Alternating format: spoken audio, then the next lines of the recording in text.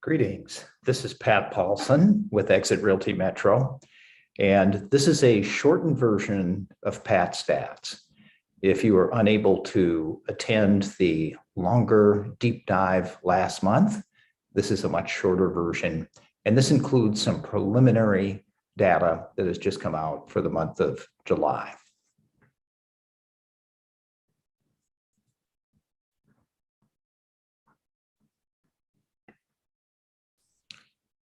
First chart that we're showing is a 60-plus year history of prices within the Twin Cities metro area.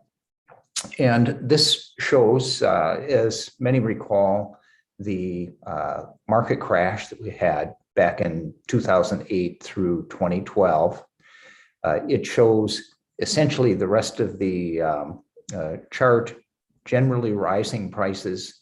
There are three time periods with significant price increases. One is the current time period that we have been in for the last 10 years. Prior to that, it's immediately before the market crash, so in the early 2000s and late 1990s.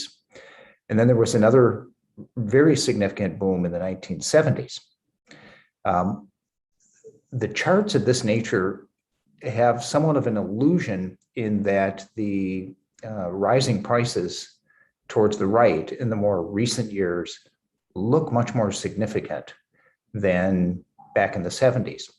And they are in actual dollar volume, but in terms of percentages, they're not. So for example, during the current upturn, we've doubled our prices in 10 years. But prior to 2005, prices doubled in just 8 years. And then back in the 70s, prices doubled in just 5 years. So it doesn't look like that in the chart, but it's part of the illusion of it. The other thing that we want to notice, and this is because during the Great Recession of 2008, 2009, we had the significant market crash. And recent history, recent memory bias leads many people to think that recessions and market crashes go hand in hand. But if you notice the chart, the gray columns represent recessions over the last 60 years. And you'll see that we've had 8 of them. There's actually been 9. There was a kind of a double dip recession in 1980 and 1982. But whether it's 8 or 9, you can see there's just really one market crash that has occurred. On to the next slide. This is what's more concerning.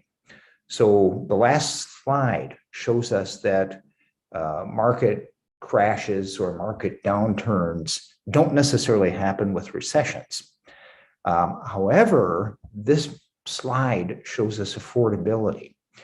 And we are in a very unaffordable market with the rising interest rates that have occurred over the last few months. So as you can see way over on the right, the monthly payment with today's interest rates on a median priced home is now 36% of the median income within the United States. This is actually higher than it was back in 2006 before the market downturn. And it's not as high as it was in the 1980s, early 80s, when interest rates got up to 16, 17%. But usually something happens when the affordability or the lack of affordability gets to extremes as they are now. Back to the original chart and basically the first half of that chart in the 1970s, you can see this version really shows you how steeply the market climbed in the 1970s. So as I mentioned, it doubled in 5 years, it actually tripled in 3 years. It also shows that the market slowed down significantly after that. And in a 10-year period from 81 to 1991, the market only went up about 25%, so it's about 2.5% per year. Parts of the market actually crashed during that time period. So when we reached that extreme unaffordability in the early 80s, it did take a toll on the market. It doesn't show up on here, but it did take a downturn in the early 80s. This is a long history of activity of sellers in blue and buyers in red. And you can see over to the right in recent years, it's been a case of relatively low seller activity and strong or high buyer activity. So most of the new listings coming in the market have been selling. And at the very, very right, you can see that in blue, it's dropped down a little bit, and in red, it went up a little bit more. And that's where the market went from a seller's market to an extreme seller's market. Now for the July numbers. Okay, new listings are down almost 20%. Again, these are preliminary numbers. These are not final numbers. So we need more listings. We're not getting them, unfortunately. Buyer activity, just as we predicted, has been down 25% in the month of July. So it's been down all year, but through April, it was only down about 10%. It kind of increased in May to about 13%, then about 18% in June, and now 25% in July. This is a direct response to the increased interest rates that we have seen.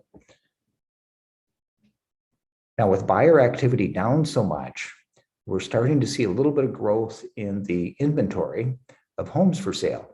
However, the seller activity has been down as well. And so this is a longer term chart, about 15, 16 years or so.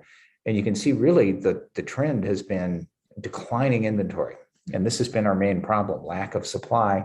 You can see way over on the right, a little bit of an upturn. This is what's happened the past couple of months with the drop off in demand. It's starting to increase inventory, but it's still a very, very low number of homes for sale. Prices, of course, are continuing to go up, but with the reduced buyer demand, the pace of appreciation has slowed down. As you can see here, we're at 7.1%. Okay. If we look at price per square foot, we're actually down in the fives, 5 point something for the median price per square foot, and I think 6 point something for the average price per square foot. I do want to note that this appreciation is now below inflation levels. That means there's actually real price declines, essentially, with the prices going up at a lower pace than inflation. So all this said, the market is in a significant state of flux. As you know, we had been in a seller's market for quite some time. After COVID or during COVID, the lower interest rates and the need for new housing with remote working really stirred up significant additional demand. So there's a lot of buyers that joined the market. At the same time, seller activity kind of dropped off. In some cases, just wanting to hold on to their homes. In other cases, just afraid to sell and have people that might be sick come into their homes. So we really went into an extreme seller's market that was really rather unhealthy. This then was shocked with the very rapid rise in interest rates from 3% to even under 3% up to 6% at one point, and down into the fives, down about 5% right now. So it's really dropped off demand. As you can see, 25% decline in the last month, which is very significant. However, we do know that there's a lot of underlying demand. There's a lot of people that were trying to buy houses that were unsuccessful, losing out in multiple offers. And many of them have perhaps paused with the higher interest rates, but many of them still want to buy. And this is really spurred by the demographics within the country and within our community. It's the large millennial generation that's entering their prime home buying years of their 30s. So the number of people in their 30s in America is going to continue to rise for the rest of this decade. So there's a lot of really strong underlying demand. We went also for many years since the Great Recession where we didn't build enough housing. So there's large challenges present us going forward. We still have a low supply of housing, particularly affordable housing. So what's going to happen with the long-term sellers market that we've been in and the rapid shift in the market? Are we going to have a soft landing? Are we going to have a rough landing? Is the market going to crash? Can we thread the needle, so to speak, which I'll explain? I don't think we're going to have a soft landing. It's not been soft. The 25% decline in sales, that's more or less a rough landing. There's, little doubt about that. Crash, I don't think that's likely. The conditions that existed before the crash in 2008 just don't exist now. We have high equity. We have good quality mortgages that homeowners have compared to the poor quality subprime financing that was very common back in the early 2000s. So we don't have really the conditions that would lead to a crash. We still have low inventory. There's high underlying demand. What I mean by threading the needle is, can this shift move prices going forward, not downward, where what we would define as a crash with downward prices, but rather more sideways, where maybe prices go up 2% a year, 2 or 3% a year, and inflation's a little bit higher, perhaps. It was 9% last month. Let's say it gets down to 4 or 5%.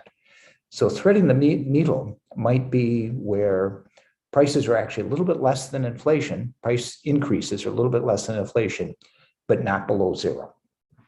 That's probably a healthy, if not slow, way to get out of the extreme unaffordability situation that we're in right now, where essentially prices kind of flatline, kind of go sideways, and incomes rise, hopefully faster than prices.